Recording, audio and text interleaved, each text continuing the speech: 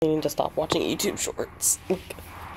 This is very distracting. Like, I've been sitting here for 20 minutes. I should have taken a shower.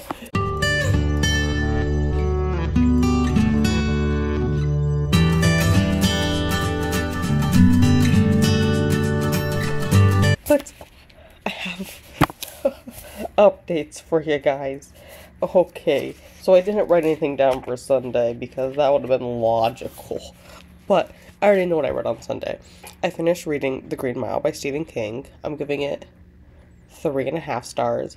I would have given it more if the audiobook was better edited. I don't know what their excuse for is for not editing the audiobook, but I think we all know that I don't listen to books at normal speed. So I'm listening at 2.5, and there are quite literally like these 7 to 10 second pauses. And mind you, when I'm saying that, I mean those are at the speed I'm listening to. Like, I'm listening at 2.5 and the pause is 7 seconds yet. So at its normal speed, why is this pause like almost 20 seconds? What are we doing? Who is in charge of editing? Why did you not edit this out? It's like, it really took away from the feel of the book. Like, it's supposed to be a very heavy, serious topic, and the entire time I'm sitting there like, why the fuck is there a 20-second pause? Why are we doing this? It makes no sense. The first time it happened, I quite literally thought, like, the entire app crashed.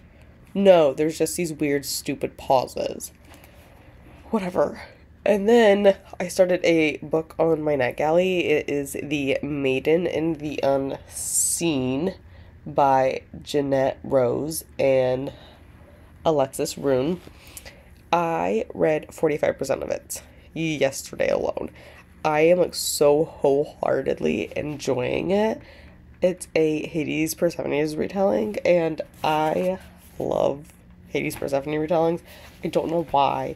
It's just like one of those things. Like, if you tell me that's what it is, it on my TBR immediately. And I'm so heartedly agreeing, like, loving it so much. And enough that I've rearranged what my upload schedule is probably going to be so that I can upload a review for this on Thursday, because I'm anticipating I'm going to finish within the next 2 days here. And I just pushed off what I was going to read for this week. I pushed off for like 3 weeks. So there's that. And then that brings me to today, Monday. I had a little bit of downtime this morning at work, so it was one of my Monday cornea days where I actually don't do anything until the afternoon, but I still go into work in the morning, right?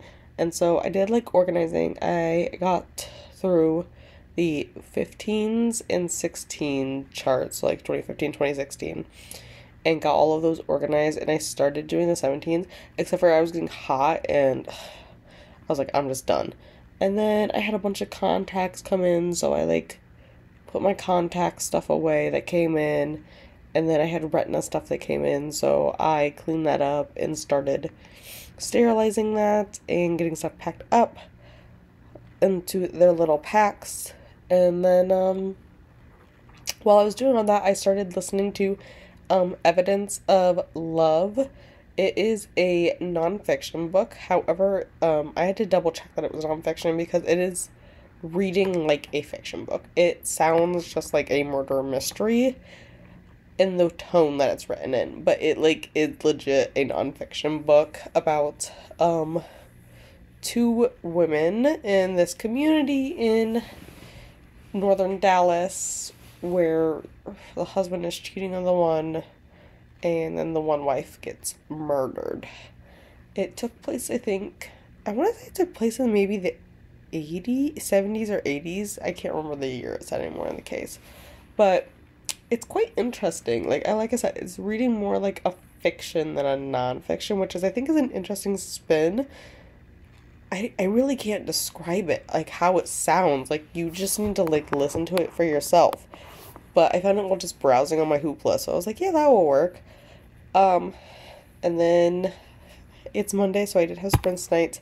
So I I ended up finishing, not the book over there, I ended up finishing Red Scrolls of Magic by Cassandra Clare. So this was a buddy read for this month, so look at me being on time for something. I'm giving this one 4 stars. I am making a vlog over this, so I'm not going to go into too much. I am thriving for Alex and Magnus's relationship. Let me just say that right there. And then I picked up Goblet of Fire and got a few pages out of that. Not too much, but, progress is progress. And yeah, it's like 11 p.m., so I should probably go to bed since I look very tired, I think. And I gotta be up at 6 a.m. It's the end of the week. I kind of just had a shit week at work. In the sense that, like, I was there for an extremely long period of time. Like, Wednesday, I came in at 8 and didn't leave until 7:30 p.m. So, I didn't feel like doing anything Wednesday night. And then subsequently on Thursday, I also did not feel like doing anything. And then Friday, I worked up in our main office. I had like an hour drive there, an hour drive home. And I left an hour early because I was 2.5 hours in overtime. But, like, man, I was, again, so tired and I had a migraine. But I did go out to dinner with my dad that night. And I ran into some friends. We did some planning for a trip we're making in July. But, we should probably do an overview of what I, did read this week. Because, I did read. It's just, it was mostly just audio and a little bit of some ebooks. Because I physically I was not feeling holding the book thing. Hello, Eleanor. I was just not feeling holding, a book. But, I believe we left off on Tuesday. So Tuesday, I ended up starting Night Shift by Stephen King, which is one of his really early novels. I want to say it's like his 4th one, maybe? 4th or 5th one he published. And it's a collection of short stories. I'm not very far into it. I'm only like 11%. I'm still on like the first short story, which features Jerusalem's Lot. So it's kind of what we're focusing on. Again, I'm not super far into it. Not that it's not holding my attention. It's just me and short stories are not the best of friends. But I'm very determined to read every single novel, short story that Stephen King has published, and I have a list, and this was just the next one, like the furthest up in the list in publication order that I hadn't read, and it was available, and I was like, I'll just pick that for my little ebook so that I have something to when I don't just don't feel like holding a book, and I don't feel like listening to a book, but I want to use my eyeballs. There we go. Works just fine. And then I already started Evidence of Love. I don't remember when I started it. Oh, I started it on Monday. I was like, when did I start that? So I did continue Evidence of Love then on Tuesday, and I was at 62%. I got pretty far into it. And I don't think I really talked about Evidence of Love, but it's a nonfiction set in that takes place in northern Dallas, and it's a true crime case where it involves some infidelity and subsequently murder. I feel like that's pretty evident on the cover, because the cover, at least on the audiobook I had, was a bloody axe because someone gets their head bludgeoned in. Very interesting. I really did enjoy it. I did end up finishing that one this week. I finished it on Friday on my commute. It was very interesting. In the way it's written, it's it feels like a fictional story. He's writing what's in everybody's head, and it's really an interesting point of view. But it's third person, you know what I'm saying? Where the book is you're in this character's head, but it's it feels it really did feel like it was fiction. I had to like double check to make sure. I'm like, this is nonfiction, isn't it?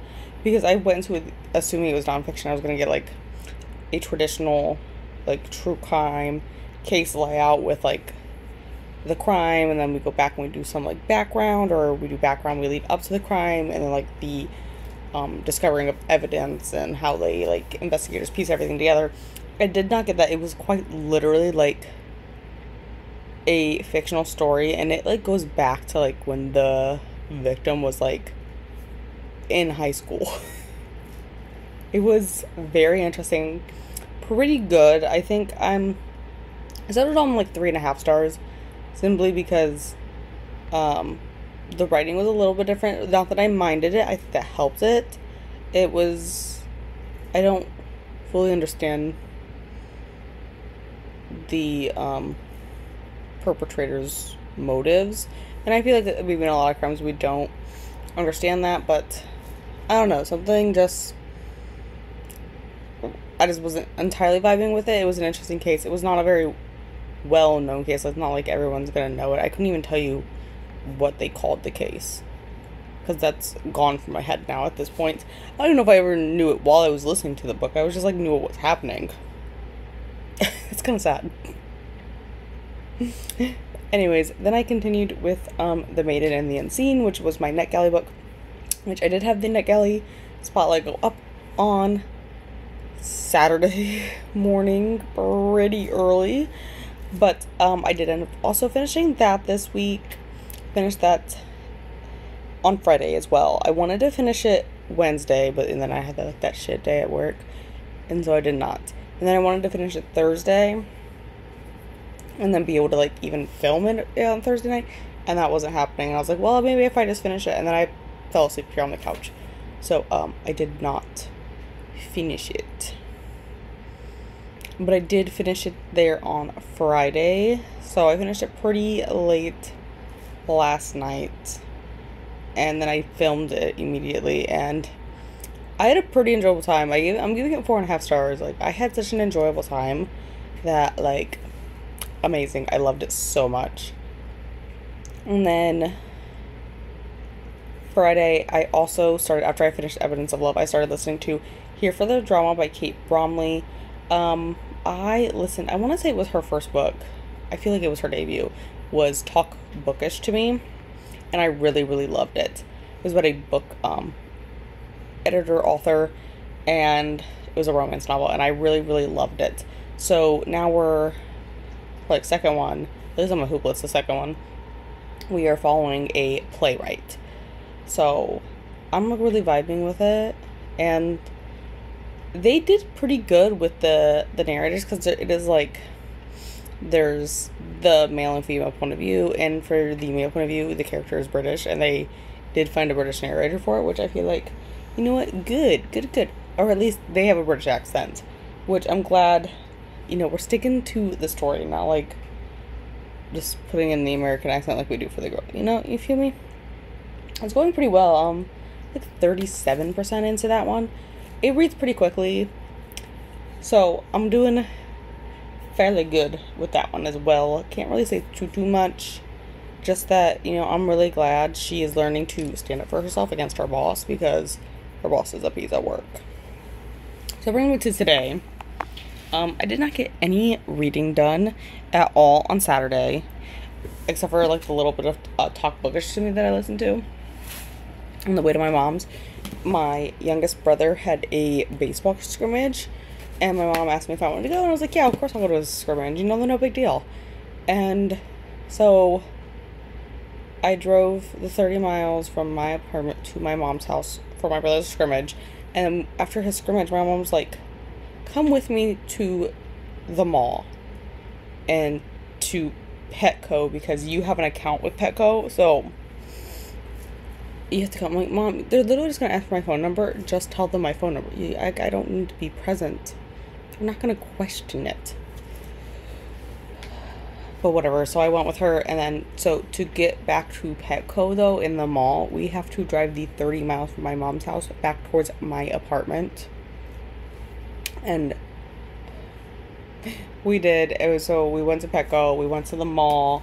And while she went to Kay's, because Kay's is in our mall, and she went to go, like, have her jewelry checked and cleaned so that the warranty stays good. And my little brother and I disappeared, and we went down to, BAM, Books A Million. And I bought him 2 books. He's into a new series, at least new for him. It's the Investigator series. I couldn't tell you the author, but, they're alligator investigators.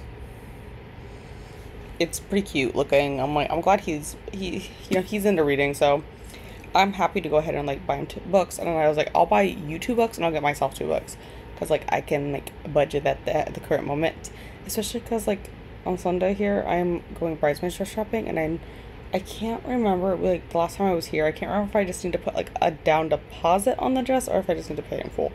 I can't remember. For the love of God, I cannot remember at all. And I might just have to pay it in full because my friend waited so long for us to go bridesmaids dress shopping. Like, her wedding is in less than 5 months. I'm like, why would you do this? You're so dumb. Okay, whatever. I love you to death, but, like, we probably should have done this, like, months in advance. Like, the last time we went bridesmaids dress shopping, it was at this time of year, but the wedding was in December, so, like, we had plenty of time to get the dresses. So I had 8 weeks to, like, pay for my dress that would be in time. Ugh, I'm gonna have to pay it in full, but I just have a feeling that I'm gonna have to pay it in full, and I'm like, ugh. But anyways, we went down the BAM. My brother got his 2 investigator books, and I picked up one. I always go over to their, like, bargain shelf first. They have a few, and I browsed the bargain shelf, and I thought about getting some Karen McManus books, but then I was thinking, Karen McManus is such a hit or miss author for me. Like, I liked One of Us is Lying, and One of Us, I'm like blanking on it. Let me look up Karen McManus's books. I'll tell you guys. Karen McManus. So I liked One of Us is Lying. I know I like that one. I did not like One of Us is Next, though. I really did not like that one. Like, One of Us is Lying was great. One of Us is Next, I was, like, bored out of my mind with it. But I love Two Can Keep a Secret, and I think those are the only 3 I've read. But then I found Nothing More to Tell on the shelf. And there was, You'll Be the Death of Me. And I thought about getting both of those. But like I said, like, I didn't feel like maybe that was a bit of a, because I really didn't like the last one I read. So I was a little hesitant, which is ironic because then I picked up this K. Dallas Marshall one. And it's Our Last Echoes.